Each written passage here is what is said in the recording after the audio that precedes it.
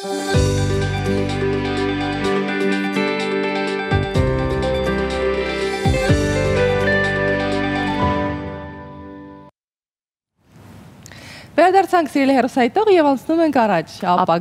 ապագան երիտասարդներին է, որոնց պետք է կրթել ու կրթվելու համար ուղիներ հարթել այսօր։ Կալիֆոռնիայի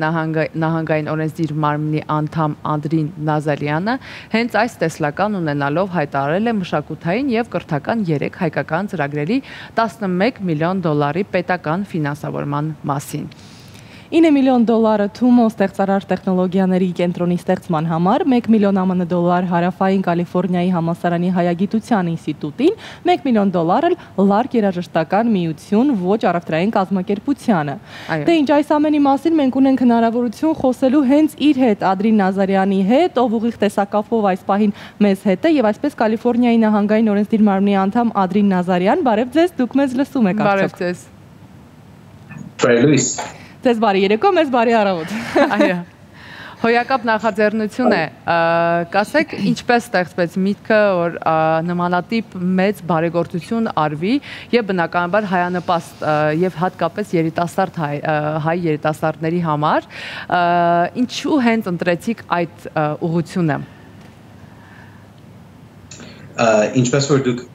ծրագրի սկզբին սկսեցիք ասել, ինչքան կարևոր է որ ջահելների մեջ ներդրումներ անել նման խոսքերով այդ էլ իմ միտքս է երբ որ ես 2013-ին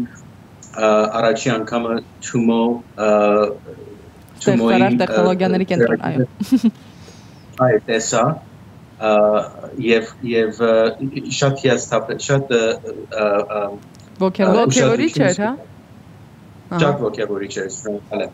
Կներեք, երբ որ լրի որը անգլերենով եմ մտածում, դժվար է։ Մենք ձեզ հասկանում ենք, ձեր ոգևորությունը եւս փոխանցվում է։ Եվ դրա համար ես այս 3 խումբերը որ նշեցիք, կարևոր են իմ համար, որովհետեւ մեկ հատը ապագայի մասին է։ Մեր երիտասարդության 13-ից 19 տարեկան ձևիորեն սովորացնում է ինչպես տեխնոլոգիի մեջ առաջանան եւ ապագա կերտեն իրենց համար։ Երկրորդը մշակույթի մասին է, ոչ թե որ միայն հայկական հոգին է շարունակում, բայց նույն ժամանակ ամերիկական ափերում իր առիթ է տալի, որ հայկական հոգին սովորացնել ոչ թե միայն հայերին, բայց ոչ հայերին, որ մասնակցում են ինչպես աշակերտներ Լարկ դպրոցում։ Եվ երրորդն էլ, երբ որ ունենք ինստիտուտ, Armenian Studies Institute-ը USC նման համալսարանի մեջ եւ զանազան ուրիշ համալսարանների մեջ էլ ունենք,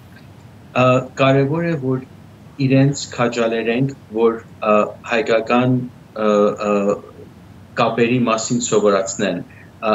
Armenian Ethnic Studies-ի մասին սովորացնեն։ Մանավանդ հիմա այս շատ կարևոր կետ է դարձել Կալիֆոռնիայի մեջ, որ սովորացնենք տարբեր էթնիկ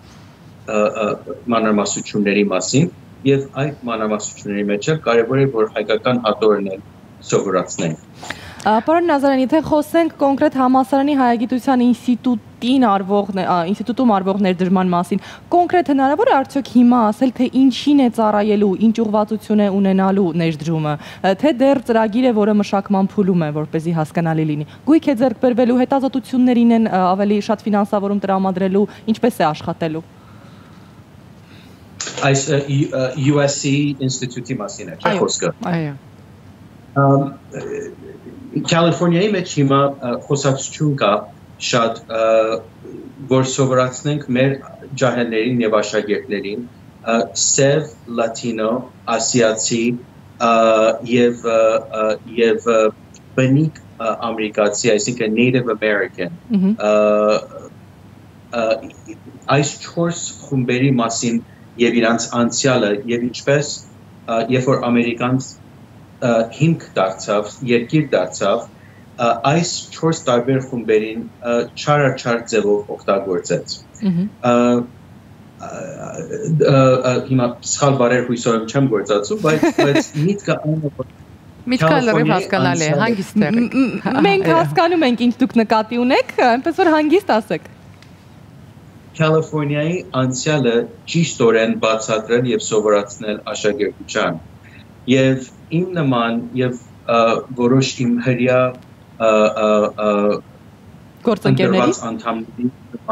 գործընկերների պես այո կան մարդիկներ որ ասում են եթե այս 4 խումբերի մասին սովորացնելու ենք նույն ժամանակ շատ կարեւոր է որ զանազան ավելի փոքրոտ խումբերի մասին սովորացնել վերջով հայությունը Կալիֆոռնիայի մեջ 150-200 տարի գոյատևել է եւ մասնակցել է եւ առաջացրել է այս նահանգը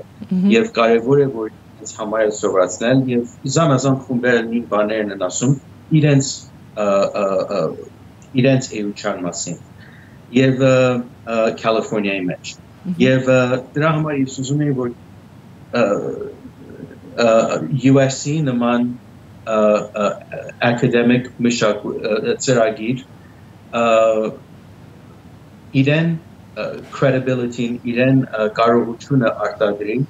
որ այս պարագային օգնի եւ ethnic studies-ի համար պատրաստություններ անի ընդհանուր Կալիֆոռնիայի նահանգի համար։ Ներեցեք, պարոն Նազարյան, այսպիսի մի հարց, Ինչքանով է մրցունակ օրինակ Թումոն կամ այլ երկու կենտրոնները եւ ինչքանով է երիտասարդին ձգում դեպի իրեն Ինչքանին է ձգում դեպի իրեն Այսինքն եթե երիտասարդը ծնվել է դեռահասը ծնվել է Ամերիկայի Միացյալ Նահանգներում ինչքանով է գրավիչ իր համար շարունակել հայկական կենտրոններում կրթվելը Շատ գրավիչ է չմոռանանք որ նախ եւ առաջ Թումոյի կենտրոնը շատ հրաշալի մի ծրագիր է եւ հետաքրքիր կետը այս խնդիրի մեջ այն է որ մենք Կալիֆոռնիայի մեջ որ արտադրում ենք այս բոլոր ընկերությունները եւ կազմակերպությունները որ դեպի աշխարհի technology-ն է առաջացնում մենք ունենք Microsoft-ը, IBM-ը, զանազան տարբեր Twitter-ը, Facebook-ը Զանազան տարբեր այս ընկերությունները, որ դեպի աշխարհը ճանաչում է եւ օգտագործում է, բայց Թումոյի պես կենտրոն, որ երիտասարդներին 13-ից մինչև 19 տարեկան ծրի օրեն օգնում է, որ առաջանան եւ հասկանան եւ ուսումնասիրեն տեխնոլոգիան եւ իրենց միտքը եւ հուշքը բացվի դեպի ճանաչել եւ հասկանալ տեխնոլոգիի աշխարհը եւ հորիզոնը, չունենք այդպիսի ծրագիր Եվ շատ հետաքրքիր էր, որ Հայաստան գնացի, տեսա, ծանոթացա եւ ուզեցի այդ նույն մտածելակերպը, նույն ծրագիրը բերեմ եւ Los Angeles-ի մեջ նորից ստեղծենք այդ եւ կարողանանք արտադրենք, որ հայ աշակերտությունը այստեղ օգտագործի Եվ այլ համայնքի աշակերտությունները օգտագործեն չմոռանանք որ հայկական համայնքը շատ փոքր համայնք է ընդհանուր Կալիֆոռնիայի մեջ եւ ունենք շատ բարձր քանակով լատինո ասիացի համայնքներ որ նաեւ օգտագործեն եւ շատ ջերմորեն ընդունեն այս ծրագիրը Հրաշալի է, խոսենք նաև լարկ երաժշտական միություն ոչ առևտրային կազմակերպության մասին, ինչ է այն ներկայացնում, որքան ժամանակ է որ կա կամ գուցե նոր պիտի կառուցվի եւ ինչպես հասկանում եմ հայկական էթնո երաժշտությունը աշխարհին հրամցնի։ Լարկը տարիներ 25 տարիից ավելի է, կարծեմ որ արդեն գոյատևում է, մայստրո Վաչե Բարսումյանը հոյակապ աշխատանք է առաջացրել այս տարիների ընթացքին, որ ոչ թե միայն հայկական հոգին առաջացնել, բայց նույն ժամանակ նոր սերունդներ առաջացնել, որ 8-10 տարեկանից սկսում են երաժշտության մեջ եւ ապագայում դառնում են ուսանողներ Juilliard եւ CalArts եւ շատ անունավոր դպրոցների մեջ ընդհանուր Ամերիկայի մեջ եւ իմ համար կարևոր էր որ եթե այսպիսի ծրագիր էինք առաջացնում որ ոչ թե միայն հայկական մշակույթն է առաջացնում բայց նույն ժամանակ իրավունք է տալի որ Ամերիկայի պես տեղում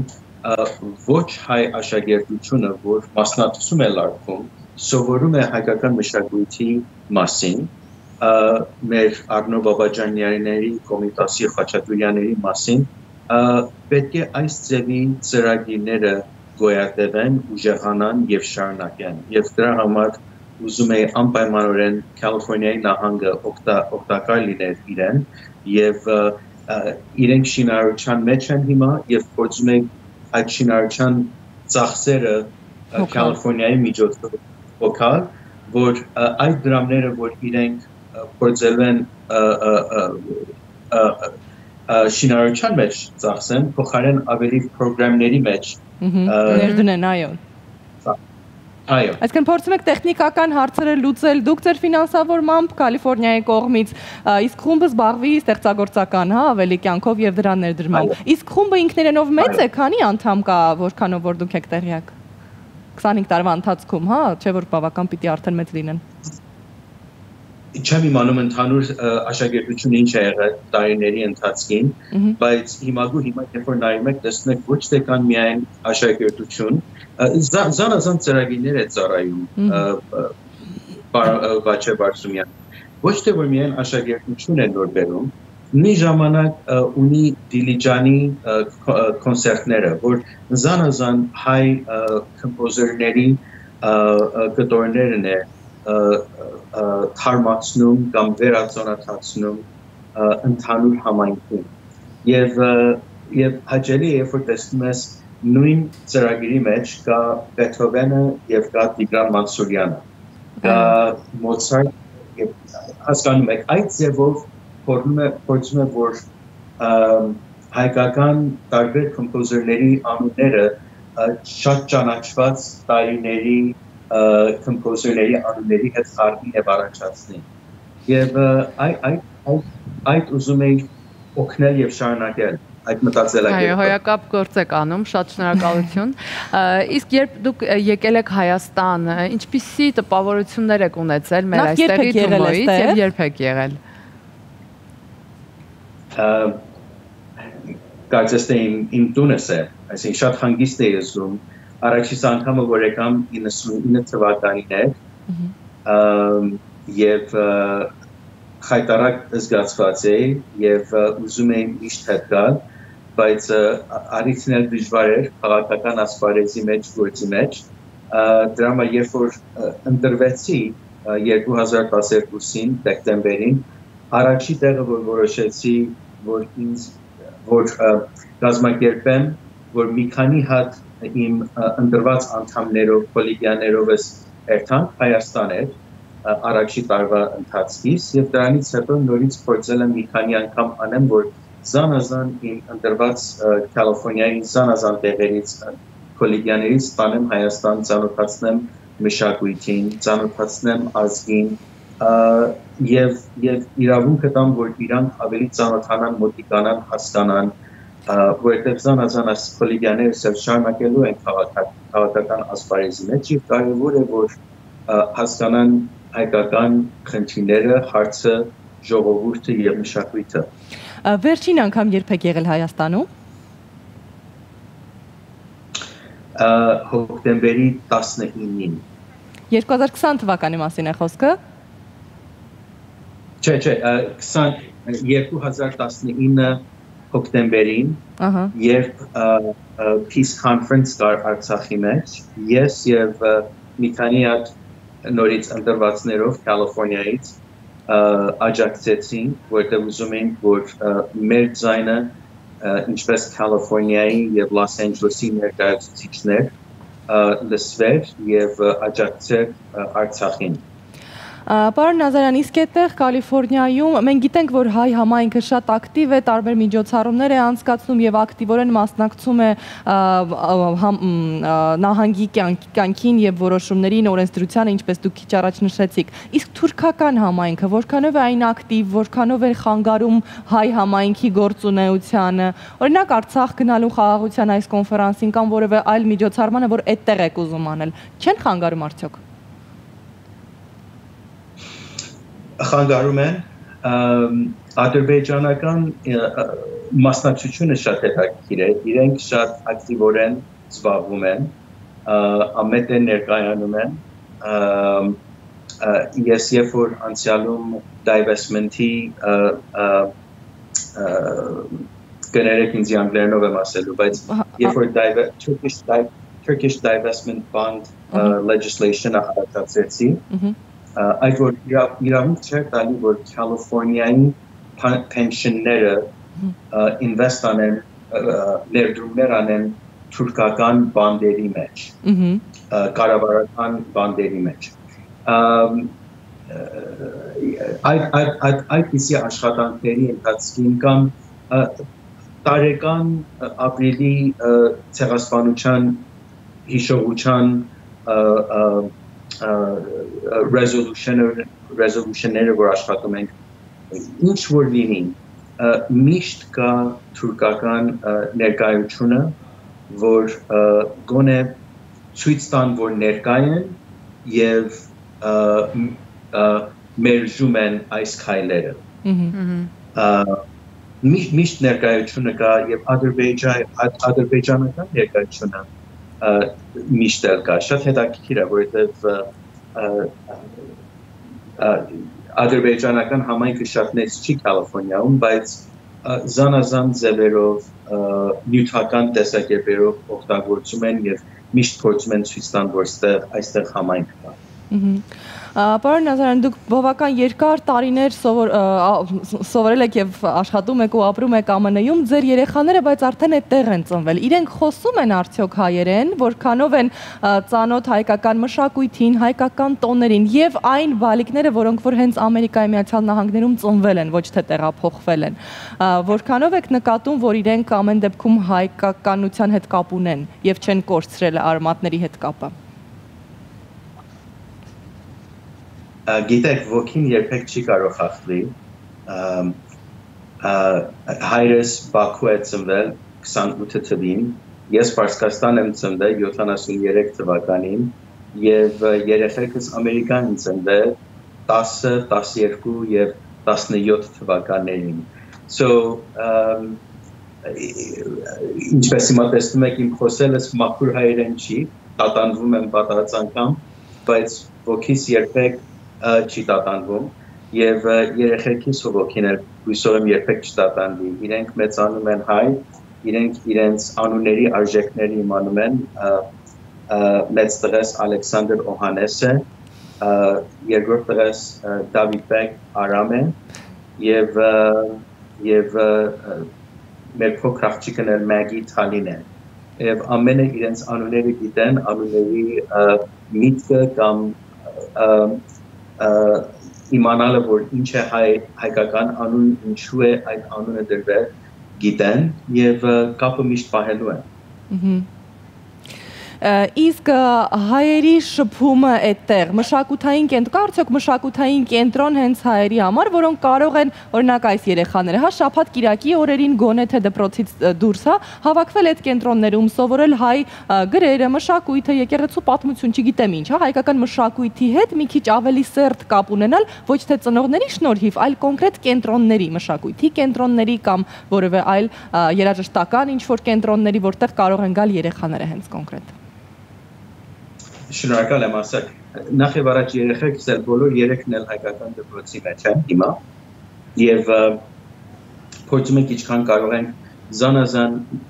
ծրագրերի մեջ իրենց մասնակցել տանք, որ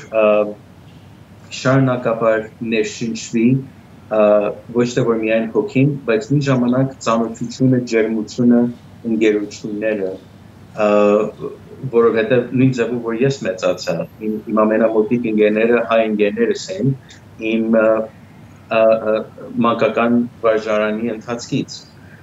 համալսարանը երբ որ գնացին դեռ այդ մանկական ընկերներս են, որ նույնը մնացին մինչև այսօր, եւ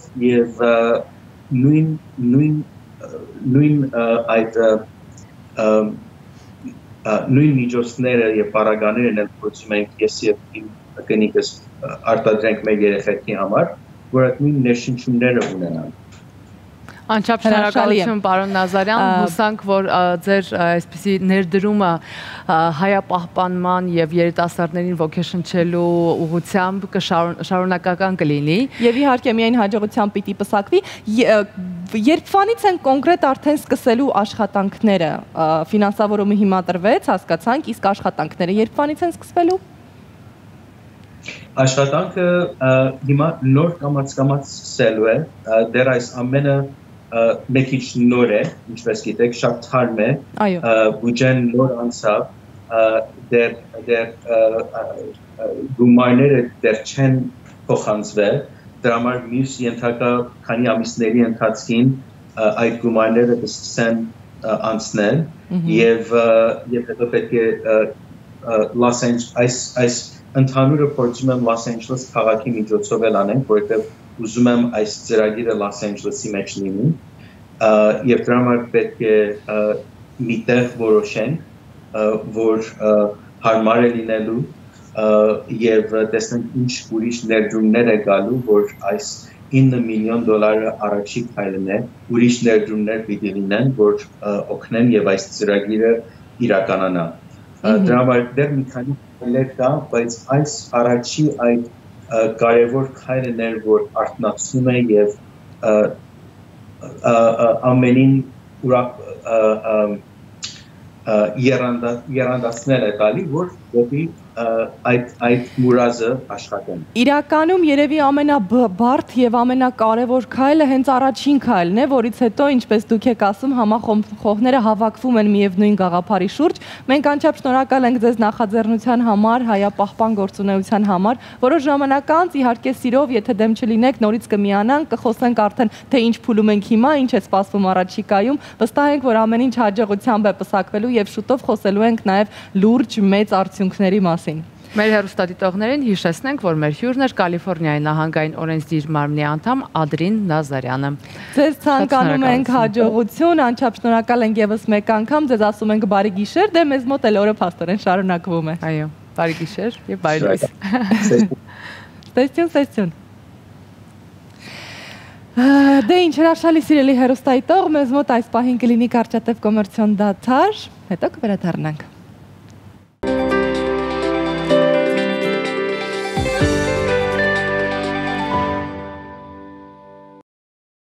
Շարունակությունը դիտեք Շանթ Digital TV հավելվածով ցանկացած ժամանակ ձեզ հարմար տեղում։ Իդեպ տեսադարան բաժնում կգտնեք Շանթի բոլոր ռեյթինգային հաղորդումները, սերիալները, մուլտերը եւ ֆիլմերը։